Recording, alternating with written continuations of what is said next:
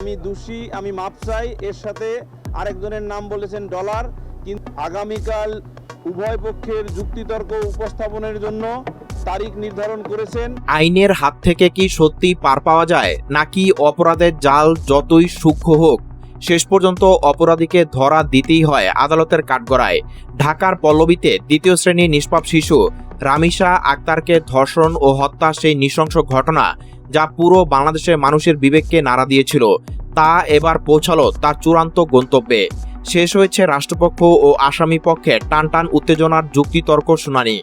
ঢাকা মহানগর শিশু সহিংসতা দমন ট্রাইব্যুনালের এজলাসে এখন শুধুই থমথমে নীরবতা, কারণ আগামী রোববারই আসতে যাচ্ছে এই মামলার ঐতিহাসিক রায়। কিন্তু রায় ঘোষণার ঠিক আগ মুহূর্তে আদালতের চার দেয়ালের ভিতরে কি ঘটেছিল? কেন হঠাৎ করে প্রধান আসামি সোহেল রানা নিজের অবস্থান পরিবর্তন করল? যে আসামি শুরু থেকে নিজেকে সম্পূর্ণ নির্দোষ দাবি করে আসছিল, সে কেন হঠাৎ বিচারকের সামনে দাঁড়িয়ে হাতজোড় করে ক্ষমা চাইল? কোন অদৃশ্য চাপে বা অনুশোচনায় ভেঙে পড়ল এই নিষ্ঠুর ঘাতক?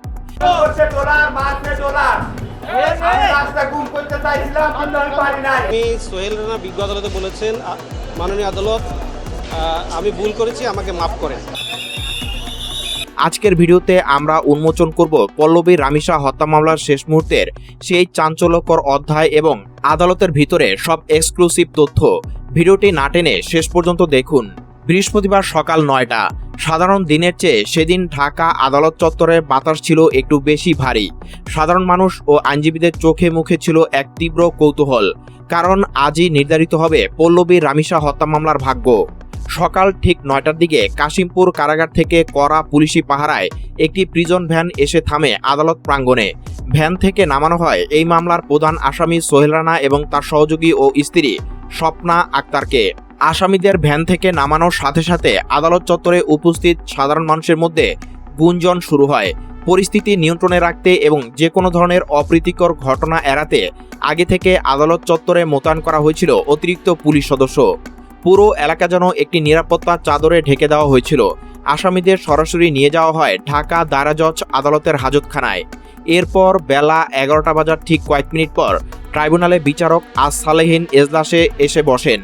বিচারক আসনে বসার পরপরই শুরু হয় বহুল কাঙ্ক্ষিত যুক্তিতর্ক শুনানি। রাষ্ট্রপক্ষ এবং আসামি পক্ষ উভয় পক্ষের আইনজীবীরাই নিজেদের শেষ অস্ত্র নিয়ে প্রস্তুত ছিলেন। যে রেকর্ড বহির্ভূত কোনো ব্যক্তির নাম যদি কোনো আসামি বলেন। এই মামলার বিচারিক কার্যক্রম কিন্তু একদিনে এই পর্যায়ে আসেনি।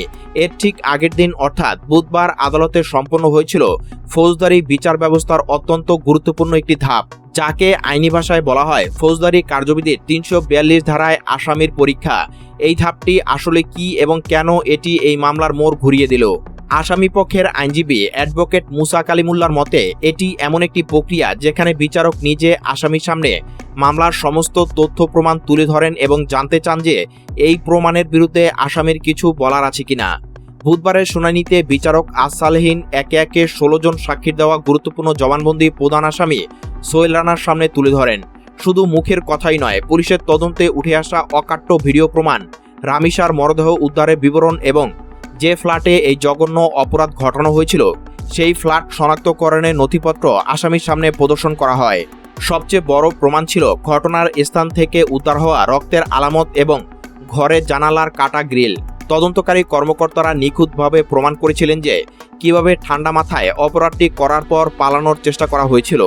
একই সঙ্গে সোহেল রানার স্ত্রী স্বপ্না আক্তার কিভাবে নিজের স্বামীকে আইন শৃঙ্খলা রক্ষাকারী বাহিনীর চোখ ফাঁকি দিয়ে নারায়ণগঞ্জের ফতুল্লায় পালাতে সরাসরি সহায়তা করেছিলেন, সেই সমস্ত সিসিটিভি ফুটেজ ও কল রেকর্ডও আদালতে উপস্থাপন করা হয়। প্রমাণ যখন পর্বতের মতো অকাট্য হয় তখন মিথ্যার দেয়াল ভেঙে পড়তে বাধ্য। ঠিক সেটাই ঘটল পল্লবী রামিসা হত্যা মামলার ক্ষেত্রে। মামলার শুরু থেকে অর্থাৎ নারায়ণগঞ্জের ফতুল্লা থেকে গ্রেফতার হওয়ার পর থেকে দীর্ঘ সময় ধরে সোহেল রানা নিজেকে সম্পূর্ণ নির্দোষ দাবি করে আসছিল। সে বারবার বোঝানোর চেষ্টা করছিল যে এই হত্যাকাণ্ডের সাথে তার কোনো সম্পৃক্ততা নেই। কিন্তু বুধবারের শুনানিতে যখন একের পর এক বৈজ্ঞানিক ও পারিপার্শ্বিক প্রমাণ তার চোখের সামনে হাজির করা হলো, তখন সে আর নিজের মিথ্যাকে ধরে রাখতে পারল না। রাষ্ট্রপক্ষের বিশেষ public prosecutor advocate Azizur Rahman Dulu জানান এক চাঞ্চল্যকর তথ্য।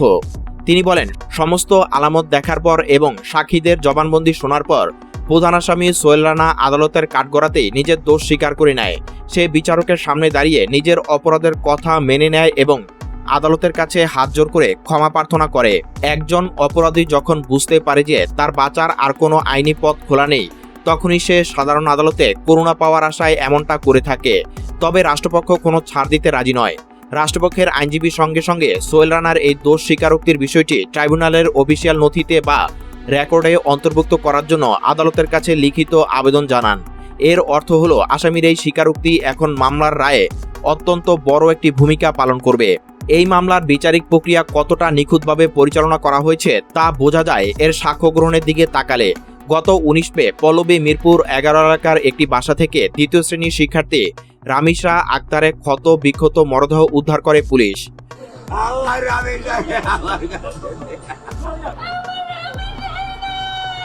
আমার ভাই যে অন্যায় করেছে তার শেষ সাজাটা হলো। পরের দিনই রামিশার বাবা আব্দুল হান্নান মোল্লা বাদী হয়ে পল্লবী থানায় একটি হত্যা মামলা দায়ের করেন। মামলা দায়েরের পর থেকেই পুলিশ ও রাষ্ট্রপক্ষ অত্যন্ত তৎপর ছিল।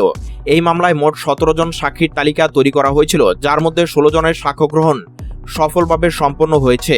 আদালতে দাঁড়িয়ে নিজেদের বুক ফাটা আর্তনাদ আর সত্য বিবরণ তুলে ধরেছেন নিহত শিশু রামিশার মা বাবা এবং তাদের প্রতিবেশীরা।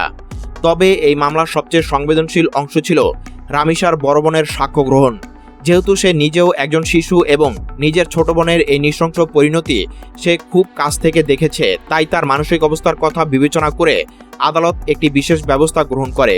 সাধারণ আদালতের উন্মুক্ত পরিবেশের পরিবর্তে সম্পূর্ণ রুদ্ধদ্বার কক্ষে অর্থাৎ ক্যামেরা ট্রায়ালের মাধ্যমে তার সাক্ষ্য রেকর্ড করা হয়, যেখানে কোনো অপ্রাসঙ্গিক ভিড় বা মিডিয়ার উপস্থিতি ছিল না। এই শিশু সাক্ষীর দেওয়া জবানবন্দি এবং তদন্তে জব্দ করা কাটা গ্রিলি মূলত আসামিদের পালানোর সব পথ বন্ধ করে দেয়।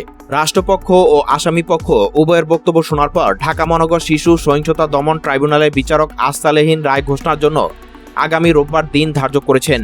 এখন পুরো দেশের মানুষের চোখ আগামী রোববারের দিকে। পল্লবীর মিরপুর 11 নম্বরের সেই ছোট্ট রামিশা আর কখনো তার মায়ের কোলে ফিরে আসবে না। কিন্তু সমাজ থেকে এমন অপরাধ মুছে ফেলার জন্য অপরাধীদের সর্বোচ্চ শাস্তি হওয়া আজ সময়ের দাবি। দেশের সচেতন নাগরিক হিসেবে আমরাও আদালতের ন্যায় বিচারের প্রতি পূর্ণ আস্থা রাখছি। দেশ কিংবা বিদেশ অপরাধের বিরুদ্ধে এবং সত্যের সন্ধানে আমরা সবসময় আপনাদের পাশে আছি।